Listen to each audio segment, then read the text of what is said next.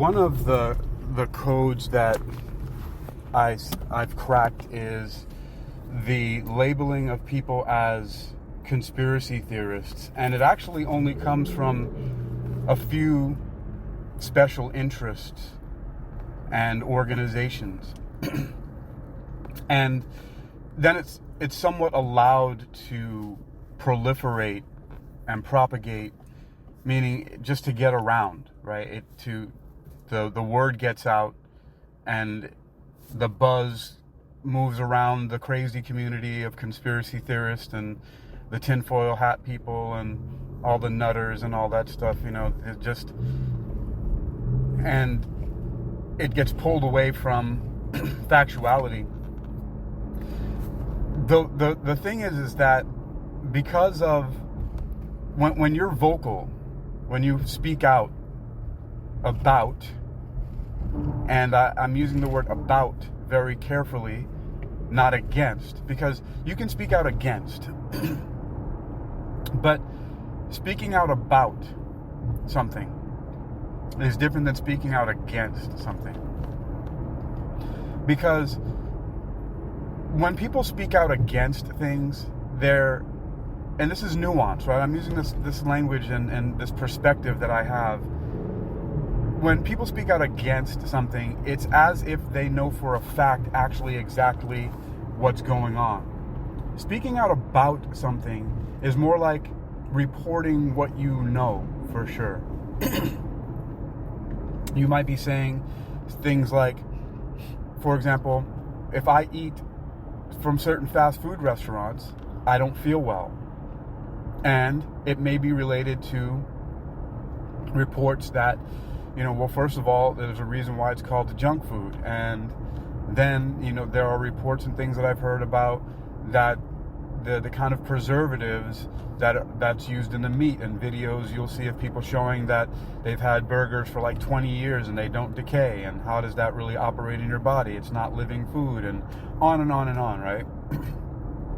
And there's a lot of different evidence that, yeah, it's made differently, and therefore it correlates with why my body is not feeling good when I eat it. But then speaking out against something is saying this company is evil and they're intentionally trying to harm people and they want you to die, and it's connected to the reptilians and the agenda of, and on and on, right? That's different. So speaking out about and speaking out against, just the nuance, right? Speaking out against is making these definitive determinations, saying that for sure that this company is evil and that's their agenda and that's why the food is not good and it's going to kill you. Speaking out about is saying, yeah, it's not good. It doesn't feel good in my body.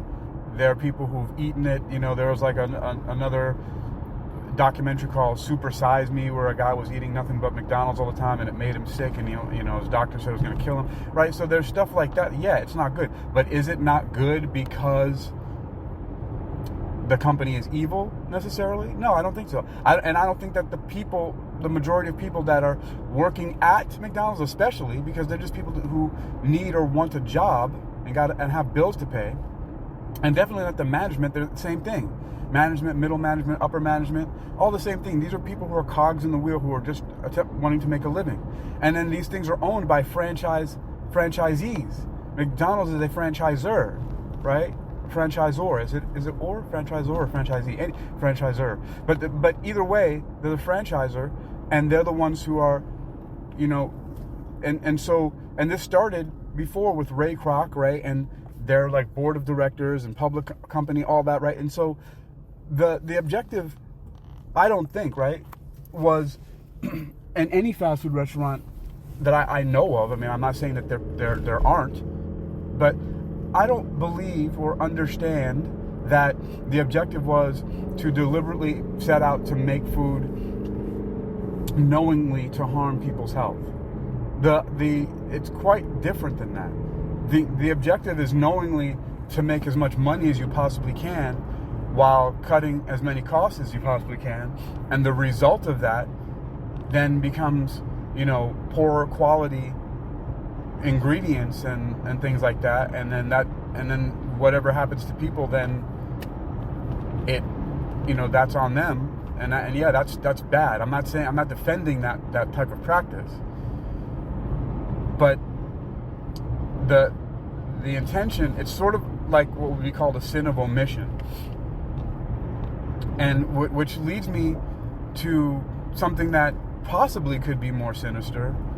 But again, I started off talking about, a code that I cracked myself, which is about conspiracy theories and how they start. And I really didn't describe it yet, but I'm telling these stories, these anecdotes, to give some insight, to give you something to think about, and think about it yourself.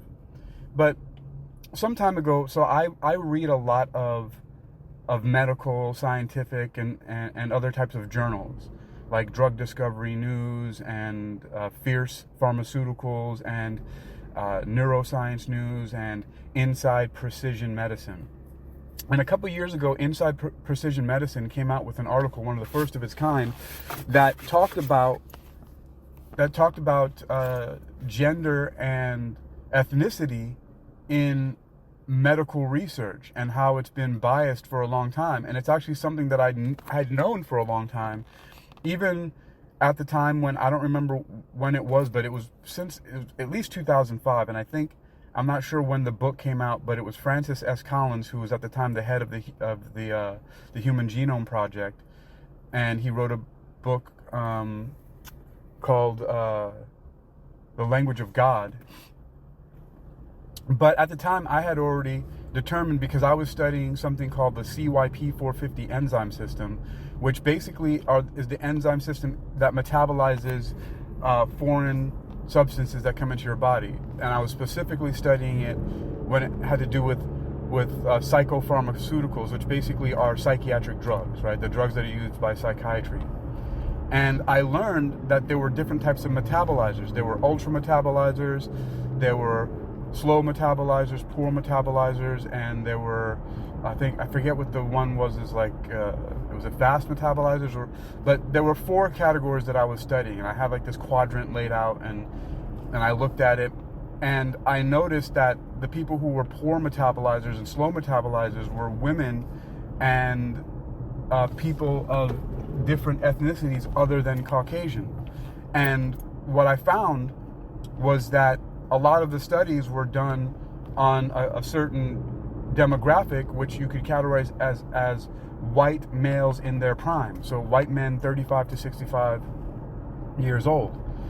And in that demographic, the pharmaceutical studies were done on these people, and in that demographic, white males in their prime, to make sure that the medication did what it was supposed to do while having the least amount of adverse reactions or bad side effects, right? But when you do that, and then in that specific demographic, and you don't test it on other people, by omission, by not testing it on other people, you're making sure that it's safe for that specific demographic of white males in their prime, but without any regard of what it's going to do to other people. And so then you have not only white males in their prime, but also within a certain body composition and various other things. And so that when you give somebody, a dibenzodiazepine derivative, one of them is known as clozapine, for example, or clozaril, and you say that everybody has to have 400 milligrams a day in order to control their severe bipolar 1 or schizophrenia, but that's only been tested on white males in their prime at a certain weight and body composition, and it's safe for them with the least amount of side effects. What happens when you give it to a woman who is not, for example, 175 pounds, and she's only 120 pounds, or then an Asian woman, or what about a black man, or any other demographic other than a white man who is 175 pounds, 35 to 65 years old? Then you have these poor metabolizers and slow metabolizers. So slow metabolizers, for example, are the drug stays in their body and it takes longer to break it down, and therefore it has more time to wreak havoc inside the organs. poor metabolizers sometimes break down the substance slowly, but then also breaks it down into even more toxic substances than originally was in the original medication, and so then it lingers longer, so they have even more adverse reactions or bad side effects. And it's just kind of like people just shrug their shoulders. Oh well, it passed through the FDA, and we did the research on a large data set of people, but even though it might have been a lot of people, it could have been 100,000 people, but all those 100,000 people were all white males in their prime. So all this to say that it's not necessarily that they set out with a sinister goal. Maybe somebody knew originally. I mean, it had to be known in some way that people are different, right? And people are definitely, because of different sizes and weight, are going to metabolize things differently. Like we know already, for example, when it comes to blood alcohol volume, right? Blood alcohol level, we know that if a person is of a smaller stature, so a smaller person who has less body fat and and is a smaller, but who's shorter, all these different things, they're going to be intoxicated quicker. They're going to have a higher blood alcohol level than someone who is bigger than them, right? So for the same, 3 ounces or whatever it is of alcohol, I forget what each dose is considered with the shot, right? But whatever that is, if the same 2 different people, a woman who is 120 pounds and a man who is 175 pounds, they take that, the woman's going to be more intoxicated. And there are other factors, of course, metabolically, like how her enzymes are activated to break down the alcohol, how much he's drank before, all these other stuff like that. But if you give everything else equal except for their gender and their size, she's going to be much more intoxicated than he is, given the same amount of alcohol. And so this is something that's been known for a long time. And this is also basically what goes on with so many other things. And yeah, it's not a very good defense to say that organizations that are doing these kind of things are not evil. I'm not claiming that it's a good defense against that at all. I'm saying that sometimes it may not just be so overtly sinister, and sometimes of course people might just kind of push it back in and say, well, we're doing what we can within what we can. And you got to know too, organizations, corporations, various different organizations, businesses, they're made up of a lot of people, and it's not one person making a decision. Like for example, and well, I'm not going to go there right now. I was going to start talking about some other stuff that I don't actually usually talk about, and I'll just save that for some other time. I'm not sure if I ever will. But the bottom line is that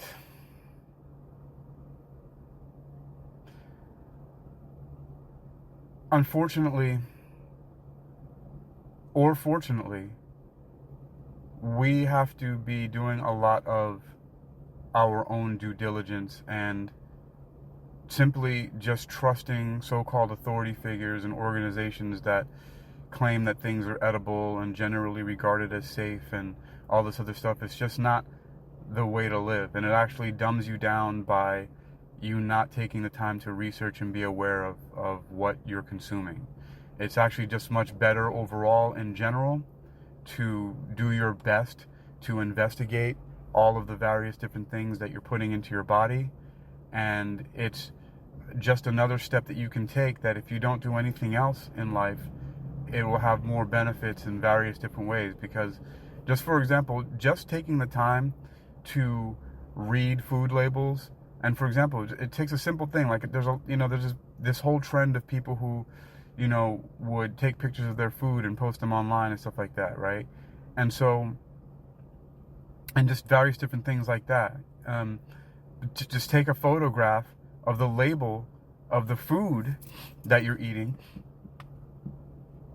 and save it for later so that you can then go ahead and research it online. And nowadays you can upload those photos and images to various different AI bots and have them answer questions and make reports on things, which I'm just actually giving myself an idea. Because I don't normally do it that way. I actually just I've looked at so many ingredients that I know what a lot of them are, from looking at them and actually thumbing through pages of books. I have dozens of medical, chemical, and other types of industry-specific dictionaries but it's specifically medical dictionaries and a different type of specific science and chemistry dictionaries that will tell you exactly what certain substances are. And then I've done a lot of work online where I've done a lot of research and looked up things, but I don't know what everything is.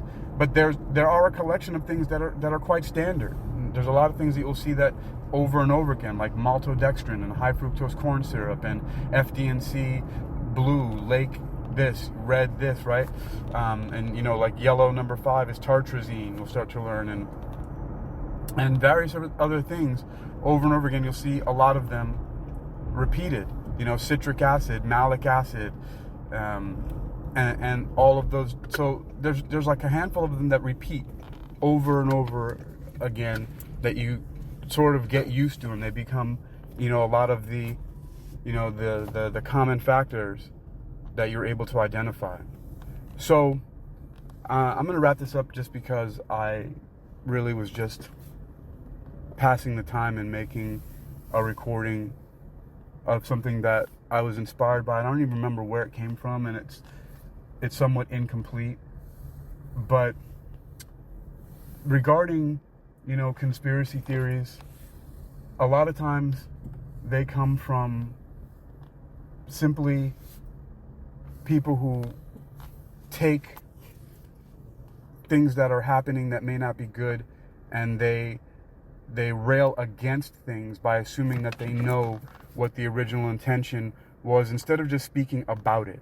And so when you start speaking against something, that's usually when things can start to become conspiracy theories, because it takes on the attitude that there is like a malicious intent behind what's going on, rather than just a lot of bureaucracy and red tape that makes things come out like that. And yeah, some of that could be in place originally to be and it's already known that it's going to be problematic.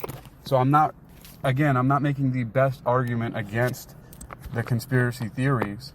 I'm just saying that it's possible that we could be thinking a little bit more deeply about these subjects.